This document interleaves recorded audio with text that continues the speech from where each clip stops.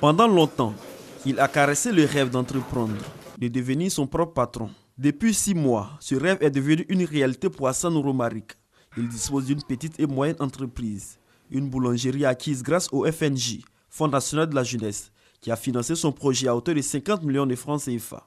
Aujourd'hui, Romaric a en sa charge une trentaine d'employés qui travaillent en temps plein et une vingtaine de prestataires de services.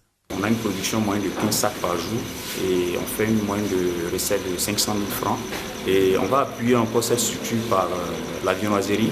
On va les fabriquer chez nous-mêmes. Il y aura encore des pâtissiers qui vont venir et on fera aussi certains gâteaux de mariage. Comme Hassan, Fulgence Kwaku est lui aussi chef d'entreprise grâce au FNJ.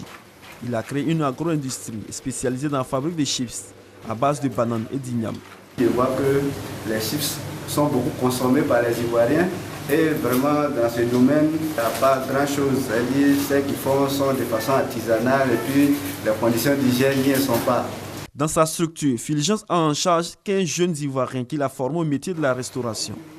Pour s'assurer de la bonne exécution des projets, une équipe du FNJ, Fonds national de la jeunesse, conduite par son directeur général, mène des visites inopinées.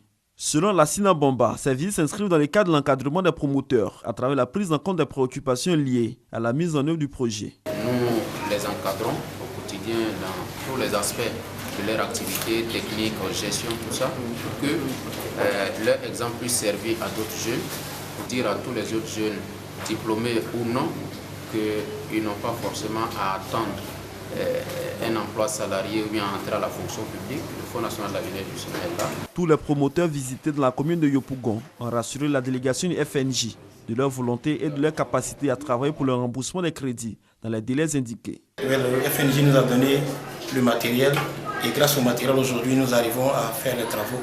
Et nous sommes convaincus qu'avec notre politique de management et notre politique de mise en marche par rapport à ça, donc nous serons à mesure de pouvoir rembourser la dette. Pour lutter efficacement contre le chômage et surtout la pauvreté chez les jeunes, le FNJ encourage l'entrepreneuriat. Selon son directeur général, tous les projets individuels ou collectifs soumis à Abidjan comme à l'intérieur du pays seront tous financés. Dans les jours à venir, le Fonds national de la jeunesse procédera à la remise des projets clés en main, des projets déjà réalisés à des groupements de jeunes à Boaké et à Korogo.